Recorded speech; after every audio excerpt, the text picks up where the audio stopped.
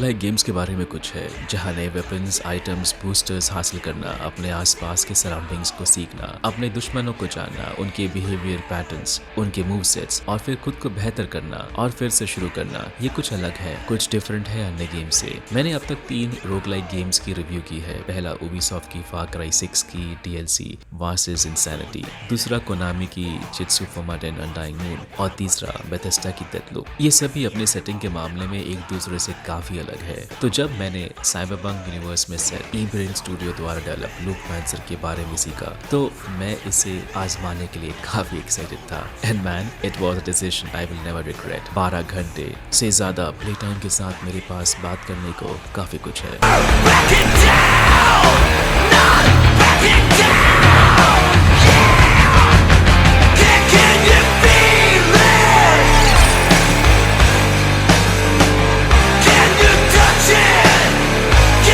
दोस्तों, मेरा नाम है इमरान और न्यूरोमैंसर आज आपका स्वागत साइबरपंक स्टाइल और neon lit hack and slash के साथ कुछ ग्रेट गेम प्ले सेगमेंट्स के साथ लूपमैंसर की यूनिवर्स में स्वागत करता है। Special thanks to eBrain studio for sending me a review copy. Review शुरू करने से पहले एक रिक्वेस्ट, मैं ऐसे इंडी गेम्स को कवर करने की पूरी कोशिश कर रहा हूँ जो आपके ध्यान देने लायक है और वीडियोस के रूप में उन्हें एक विजुअल प्रेजेंटेशन में कन्वर्ट करने में काफी मेहनत और टाइम की जरूरत पड़ती है। So a like and a share will help the channel and keep me motivated. With that aside, let's delve into Loopemancer.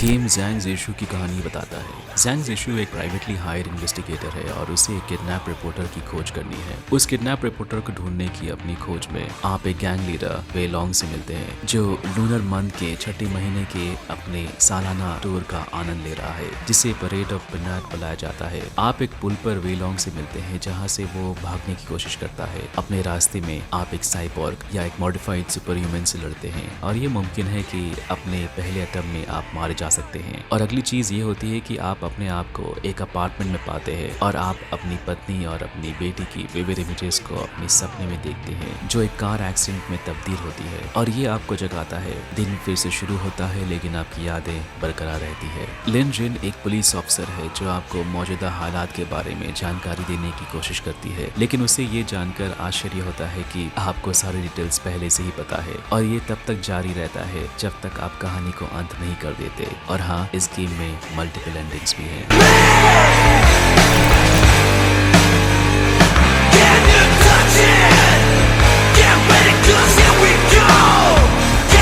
ये उन एरियाज में से एक है जहाँ गेम चमकता है and it does so brightly. Cyberpunk की हाईटेक लो लाइफ की एक डिस्टिंक्ट स्टाइल के साथ उसकी कल्चर को बेहतरीन अंदाज से पोर्ट्रे किया गया है। गरीब और गरीब होते जा रहे हैं और अमीर होते जा रहे हैं, creating a larger and larger divide. शुरुआती सेगमेंट्स आपको इस साइबरपंक लो लाइफ की नियॉन बेक्ड सड़कों से इंट्रोड्यूस कराते हैं और फिर आप पहले बताए गए परेड ऑफ पिनेट की ओर बढ़ते हैं। यहाँ की फायरवर्क्स, एम्बियंस, उन फायरवर्क्स की आफ्टरमैथ की वो हवा में बहते लहराते हुए टुकड़े और कंप्यूटर जनरेटेड मछलियां जो हवा में तैर रही है, all are a sight to behold. फिर आप लॉन्गजी टाउन की ओर बढ़ते हैं जहां आपका स्वागत तेज गति वाले ट्रैफिक से होती है जो पेडेस्ट्रियंस की परवाह नहीं करती। फिर आप अपने आप को एक साइबर सिटी में पाएंगे जहां आपको सवारी को हाईजैक किया जाता है और आप पैदल चलते हुए आगे बढ़ते हैं और आपका सामना मॉडर्न डे गोगा इंडस्ट्री और उसकी चकाचौंध कर देने वाले इंटीरियर से होती है। तो लूपमैंसर में लोकेशंस वेरिड हैं, आंखों को भाते हैं और गेम के हाइलाइट्स हैं। लूपमैंसर एक अच्छा दिखने वाला गेम है।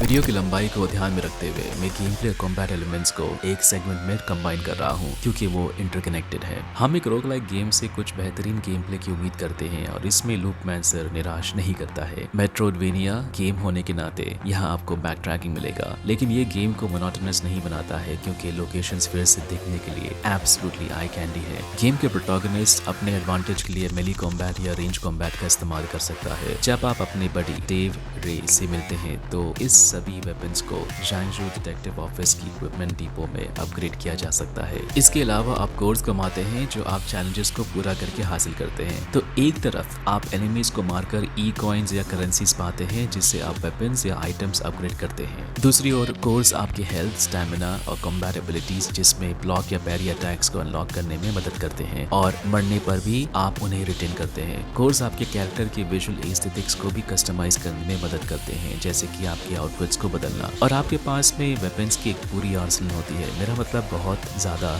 बड़ी लिस्ट है। और कुछ वेपन्स काफी यूनिक भी होते हैं। मेली वेपन्स एक कटाना से लेकर चप्पलों से लेकर एक मछलियाँ से लेकर और कुछ ऐसे वेपन्स तक रेंज करती हैं जिसे मैं मेंशन भी नहीं कर सकता।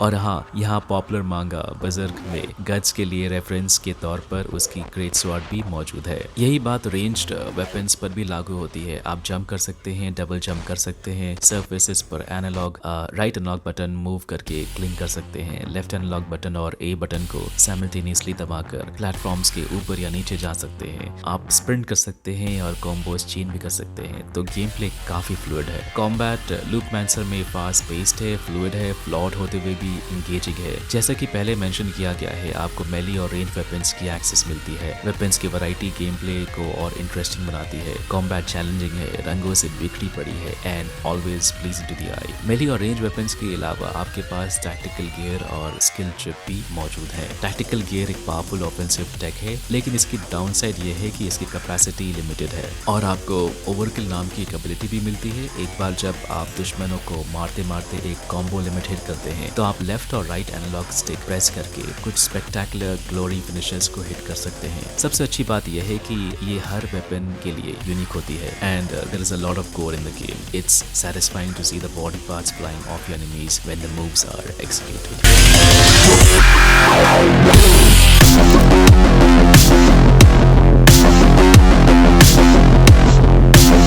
Okay, I need to address the elephant in the room, which is voice acting. Voice acting जरा stiff है और lip sync movements और बेहतर हो सकती थी। Cut scenes कई बार बहुत लंबे हो सकते हैं और उनकी क्वालिटी बेहतर हो सकती थी। प्रोग्रेशन के मामले में मुझे एक छोटी सी कंप्लेन भी है। तो याद है कि आपको मैंने बताया था कि कोर्स के इस्तेमाल से आप अपने कैरेक्टर्स की एबिलिटीज अपग्रेड कर सकते हैं। वेल, आपको उन कोर्स को अपने प्ले थ्रू में काफी ग्राइंड करना पड़ता है ताकि आप मूव्स जैसे डॉज और पैरीज को अनलॉक कर पाए। काश ये मूव्स बाय डिफॉल्ट अनलॉक रहते तो बेहतर होता। ओवरकिल फीचर दिखने में तो काफी अच्छा लगता है, लेकिन बॉसेस इसे ब्लॉक कर सकते हैं। ये थोड़ा अजीब लगता है क्योंकि आप बॉस फाइट्स के लिए एक मूव सेट को बचाए रखते हैं और you work all the way to these fights सिर्फ इसे ब्लॉक्ड होता देखने के लिए। ये बात मुझे कुछ समझ में नहीं आई। गेम की लोडिंग टाइम भी काफी लंबी है और इसे फिक्स करने की जरूरत है। साथ ही एनिमीज आप पर हमेशा एफ बॉम्ब्स ड्रॉप करते रहते हैं and they swear a lot and I mean a lot. अगर इस फीचर को मेन्यू से डिसेबल करने का ऑप्शन होता तो काफी बेहतर होता। अब चूंकि ये एक रोगलाइक गेम है, आपको अपने वेपन्स को अपग्रेड करने की उम्मीद की जाती है, लेकिन वेपन्स काफी रैंडम होते हैं। मान लीजिए कि आप एक वेपन को अपग्रेड करते हैं, हो सकता है कि आप अपने पूरे रन के दौरान उस वेपन को शायद दोबारा ना देख पाए, इसलिए इसे ठीक करने की जरूरत है। और एक टर्न ऑफ ये भी है कि एनिमीज बैकग्राउंड में आसानी से ब्लेंड हो जाते हैं और इसलिए उनके अटैक्स को मिस करना आसान हो जाता है।